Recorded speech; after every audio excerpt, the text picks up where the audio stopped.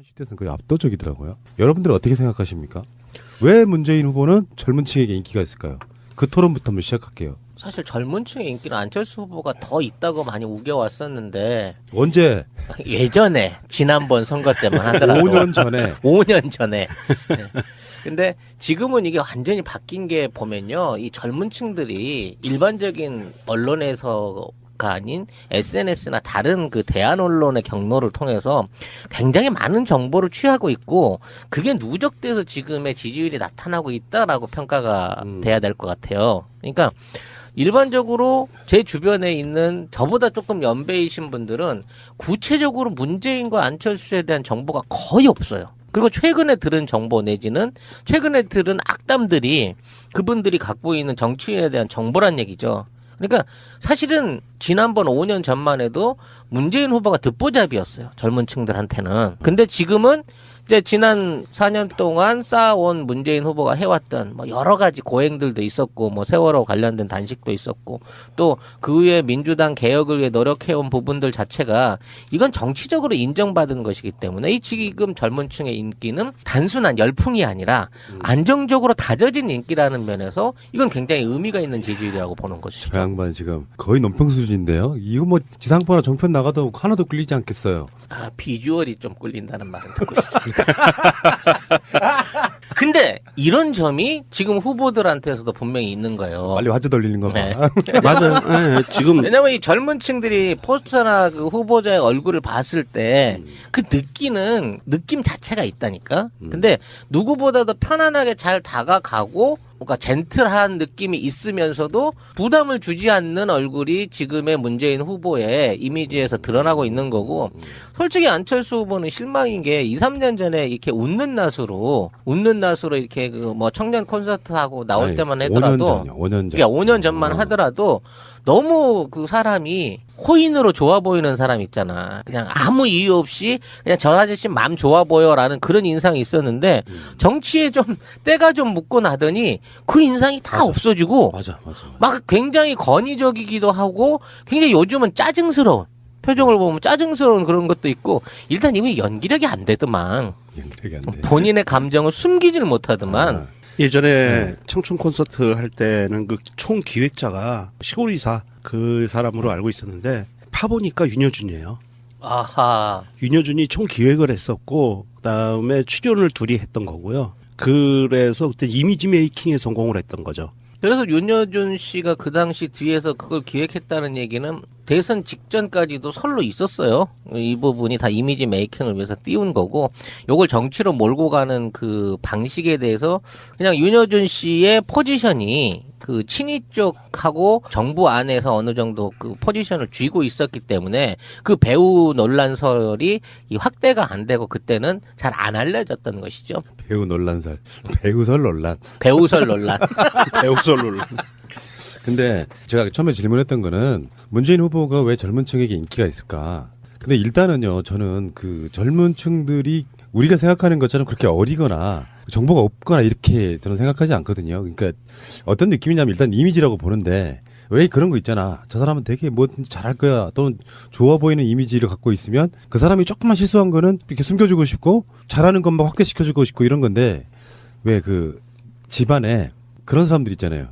어떤 사람은 정말 같은 친척이지만 인사도 별로 안 하고 싶은 친척이 있는데, 집안 전체적으로 보면 삼촌이라고 쳐. 나한테는 할머니고 문재인 후보한테는 어머니인, 엄마한테도 효도 되게 잘하고 조카들한테도 용돈 잘 나눠주고, 그러면서 굉장히 무슨 카운셀링 같은 거 하면 이야기 잘 들어주고 그럴 것 같은 이미지를 갖고 있어요, 문재인 후보는. 그러니까 연령대로만 따지면은 40대 후보 뭐 지금 거의 없지만 더 젊은 사람 인기가 있어야지. 근데 확실히 그런 건 있는 것 같습니다. 사람에 대한 이미지가, 젊은 층들은 그 사람의 태도나 그런 어떤 지금까지 행동들을 보면서 저 양반은 사람이 좋다는 게 지금 현재는 제가 보기엔 장점이에요. 사람 자체가 인간적으로 진정성이 있다고 느껴지는 그런 부분들을 좀 알아채는 것 같고요. 저희들 방송에서 경험자들이 계속 택시 탄 이야기를 하시는데, 저도 택시 타서 그 정말 꼴통스러운 그 기사님 나이 좀 드셨는데요. 자기 아들은 문재인 지지하는데 자기는 안철수 지지해. 문재인은 지지하지 않는 이유가 무능하대. 실제로 그랬어요. 내가 그때 그 국민TV 민정당 방송하고 돌아오면서 탔던 택시 기사가 그렇게 이야기하더라고. 안철수는 능력 있대. 근데 그게 어제 나간 방송에서 야수님도 똑같은 얘기 했잖아요. 그래서 속으로 생각을 했어. 이거 구전 홍보단이 있구나. 똑같은 내용을 계속 돌리는 사람이 있구나. 그때 그 택시 적어둘 걸 그랬던 게 일관되게 똑같은 매뉴얼을 갖고 있는 사람들이 있는 거예요. 어쨌든 간에 신촌에서의 그 인기 정말 가보지는 못했고 그 시간에 방송했으니까 대단합니다. 예, 대단했고요. 신촌에서 방금 전에 지금 나왔던 주제와 비슷한 게 신촌에서 피켓팅이 나왔는데 그 피켓에 써 있는 것을 보면 알아요. 그 젊은 친구들이 피켓을 써와서 손피켓을 거기에 뭐라고 써 있냐면 얼굴이 안 보다. 얼굴이 안 보다. 예. 그러니까 요즘 그 문재인 후보 보고 얘기하는 게 얼굴 패권주의라고 그러거든요. 얼굴 백건지. 예. 그 젊은 사람들이 얼마만큼 그 문재인 후보에 대해서 사랑하는 맞아요. 걸 느끼는 건지 이게 나와요. 그러니까 호감도가 중요하다고. 예. 이제 이걸 이제 비판하시는 분들은 무슨 후보가 얼굴이 잘생겨서 좋아하냐 이거 말이 안 된다고 하지만 사실은 진짜 중요한 걸 까먹고 있는 거죠. 그거 비판하는 분들 입장에서는 호감도가 느껴지면 못생겨도 잘생겨 보여요. 그러면 예. 그러니까 호감도 느끼게 하는 작업이 굉장히 중요한 건데 호감도 없는 사람은요 아무리 좋은 말을 해도 안 들어오잖아요 귓속으로. 맞아요. 그리고 그 유세장에서 문재인 후보가 했던 두 가지 워딩이 그 청년들한테 굉장히 많은 호응을 얻었습니다. 그래서 한 가지는 적폐청산위원회를 만들겠다. 그러니까 지금까지 있었던 이 정치사에서 이전 정부뿐만이 아니라 그 이전까지도 거슬러 올라가서 적폐청산을 할 수 있는 위원회를 만들겠다고 약속을 했고요. 저는 이제 이 워딩이 중요하다고 생각하는데 이 젊은 층한테 고통분담 시키지 않겠다. 그러니까 지금 사실 그 가장 힘든 세대는 젊은 층이에요. 일단 취업 자체가 안 되고 그다음에 안 좋은 노동 환경, 취업 환경, 저임금에 시달리고 있기 때문에 기존에 중년 이상 직장을 갖고 있거나 자영업을 하고 있으신 그 일반 유권자들하고는 정치에 대한 어떤 기대감과 그동안에 기대해왔던 내용들이 한 번도 이루어진 게 없는 세대이기도 하거든요. 근데 이번에 문재인 후보의 일자리 공약이 실효를 거두고 또 그 실효에 대한 어떤 그 기대 효과를 청년들이 어느 정도 좀 인식하고 좀 믿어주고 있는 그런 분위기가 아닌가 싶은 생각이 드는 거죠. 신촌이라고 하면 우리나라에서 강남하고는 다르게 왜 느낌이 다 다르잖아요. 신촌은 뭔가 좀 머릿속에 생각이 있는 젊은이들이 왔다 갔다 하는 그런 느낌이 좀 드는 그런 느낌이고 거기에서 3만 5천 명 모였다면 어떤 느낌이었냐면은 예전에 선거운동 재밌지 않았어요? 대규모 유세에서 무슨 보라매 공원, 여의도 네. 광장 예. 이렇게 유세하는 것처럼 근데 이제 선거법이 바뀌면서 그런 유세를 안 하고 있단 말이에요. 근데 3만 5천 명 정도면은 서울광장 잔디밭을 꽉 채운 정도가 3만 5천 명 정도 되거든요. 신촌이 일요일날 그 차 없는 거리를 만드는데 거기에 사람이 꽉 찬 거예요. 그 길에. 이 신촌이 4월 19일에는 남재준 후보가 했었고 20일 날 홍준표가 연타로 때렸거든요. 근데 그때는 진짜 차가 당겼어요. 유세장 앞으로 버스를 세워놓고 있는데 앞으로 차가 다녔다고. 근데 지금은 진짜 발 디딜 틈이 없었다고 하더라고요. 그 중계 화면을 봐도 어마어마한 숫자더라고. 근데 이런 생각이 듭니다. 민주당의 미래 같은 걸 봤어요. 실제로 그렇거든요. 20대 한 초반 중반에 한번 찍기 시작한 투표 성향은 사실 웬만한 변수가 있지 않는 한 안 바뀝니다. 평생 간다고요. 여러분 다 그러시지 않아요? 대부분 다 그렇다고. 그러니까 그런 면에서 봤을 때 뭐 지금 당장 후보의 나이는 후보들 중에는 좀 있는 편이긴 하지만 그렇다고 해서 고령이라고 부르기도 좀 그런 대통령 가기 딱 좋은 나이잖아. 60대 한 중반쯤 되면은. 네. 근데 거기에 지금 문재인 후보가 당대표 시절에 이렇게 영입했던 인사들 또 포함해가지고 굉장히 중장년층이나 인기가 있을 법한 정당을 젊게 좀 약간 탈바꿈 시켜놓은 게 있잖아요. 그 느낌과 함께 뭐 연령대는 조금 더 높다고 해도 굉장히 젊은 이미지로 민주당의 미래를 봤는데 왜 선거 유세장 가면은 동원된 듯한 그 나이 좀 드신 분들이 태극기를 들고 나오는 그런 게 아니고 자발적으로 손 피켓팅 만들고 화면을 보면은 다 대부분 젊은 20대 좀 나이 좀 들어야 한 40대 요 느낌의 사람들이 꽉 채우고 있는 걸 보니까 서울이라고 하는 곳의 인기가 물론 야도이기도 합니다만 전반적으로 지역에 치우침 없이 여과 없이 보여주는 것 중에 하나지 않았습니까? 근데 이거는 이번 선거 이기는 걸 떠나가지고 앞으로 선거도 굉장히 탄탄하게 갈 수 있겠다라고 하는 그 뿌리 저는 그걸 봤어요. 하여튼 일자리 공약의 실천과 최저임금에 대한 10,000원 이상으로 올려줄 수 있는 이 정상화를 문재인 후보는 2020년까지 약속을 했었는데요. 이거를 최대한 빨리 당겨줄 수 있는 역할이 꼭 필요한 것 같습니다. 최근에 제가 어디 가서 이제 뭐 토론회를 가서 최저임금에 대한 부분을 상의를 한 적이 있는데 최저임금을 무슨 복지의 차원으로 알고 있더라고요. 이게 최저임금을 이렇게 올려주는 거는 복지 포퓰리즘이라는 거야. 상대방 토론자가 이런 그래서 어이가 없네. 그래서 제가 그 얘기를 했어요. 최저임금이야말로 우리나라의 최악의 법이다. 왜냐하면 이 최저임금 가이드가 기업주나 고용주가 처벌 안 받으면서 가장 적게 줄 수 있는 임금. 그렇지. 그 임금의 가이드라인을 제시해 버리는 거예요. 그러니까 초봉이 됐든 10년이 된 누가 됐든 신규 채용이 됐든 다 그 금액에 맞춰 가지고 시작을 해버리는 거야. 그러니까는 이건 받아봐야 생활이 안 되는 임금이기 때문에 사실 최저임금법은 없어져야 되는 거고, 만일 최저임금법을 보장을 한다면 충분한 생활이 가능한 수준의 최저임금을 빨리 도입을 해야 그게 최저임금을 그만큼 달라는 거지, 다른 사람은 임금을 다 올리자는 얘기가 아니잖아요.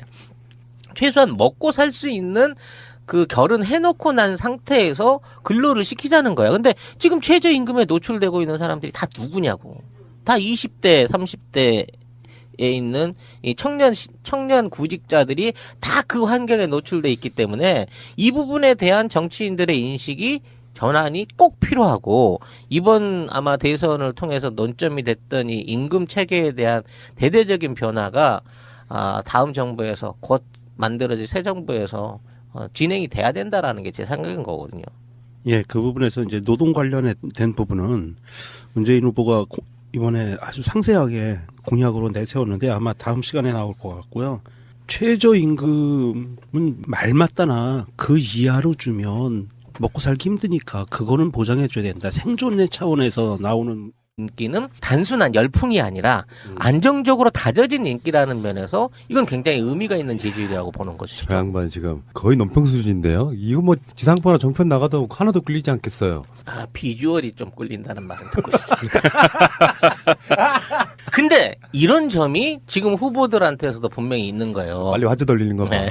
맞아요. 예, 지금 왜냐면 이 젊은 층들이 포스터나 그 후보자의 얼굴을 봤을 때 그 느낌 자체가 있다니까. 근데 누구보다도 편안하게 잘 다가가고, 그러니까 젠틀한 느낌이 있으면서도 부담을 주지 않는 얼굴이 지금의 문재인 후보의 이미지에서 드러나고 있는 거고, 솔직히 안철수 후보는 실망인 게 2, 3년 전에 이렇게 웃는 낯으로 이렇게 그 뭐 청년 콘서트 하고 나올 아니, 때만 하더라도 5년 전. 그러니까 5년 전만 하더라도 너무 그 사람이 호인으로 좋아 보이는 사람 있잖아. 그냥 아무 이유 없이 그냥 저 아저씨 맘 좋아 보여라는 그런 인상이 있었는데, 정치에 좀 때가 좀 묻고 나더니 그 인상이 다 없어지고 맞아.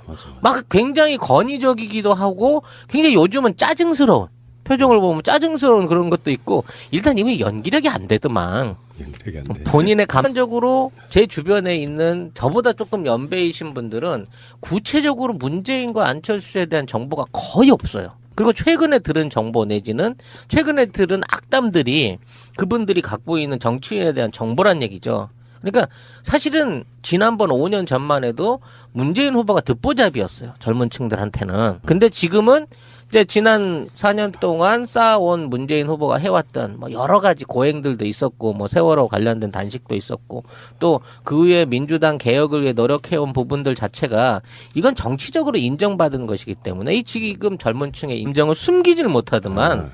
예전에 청춘 콘서트 할 때는 그 총 기획자가 시골이사 그 사람으로 알고 있었는데 파보니까 윤여준이에요. 아하. 윤여준이 총 기획을 했었고 그다음에 출연을 둘이 했던 거고요. 그래서 그때 이미지 메이킹에 성공을 했던 거죠. 그래서 윤여준 씨가 그 당시 뒤에서 그걸 기획했다는 얘기는 대선 직전까지도 설로 있었어요. 이 부분이 다 이미지 메이킹을 위해서 띄운 거고, 요걸 정치로 몰고 가는 그 방식에 대해서 그냥 윤여준 씨의 포지션이 그 친이 쪽하고 정부 안에서 어느 정도 그 포지션을 30대에서는 거의 압도적이더라고요. 여러분들은 어떻게 생각하십니까? 왜 문재인 후보는 젊은 층에게 인기가 있을까요? 그 토론부터 한번 시작할게요. 사실 젊은 층의 인기는 안철수 후보가 더 있다고 많이 우겨왔었는데, 언제? 예전에 지난번 선거 때만 하더라도 5년 전에. 5년 전에. 네. 근데 지금은 이게 완전히 바뀐 게 보면요, 이 젊은 층들이 일반적인 언론에서가 아닌 SNS나 다른 그 대한 언론의 경로를 통해서 굉장히 많은 정보를 취하고 있고, 그게 누적돼서 지금의 지지율이 나타나고 있다라고 평가가 돼야 될 것 같아요. 그러니까 일반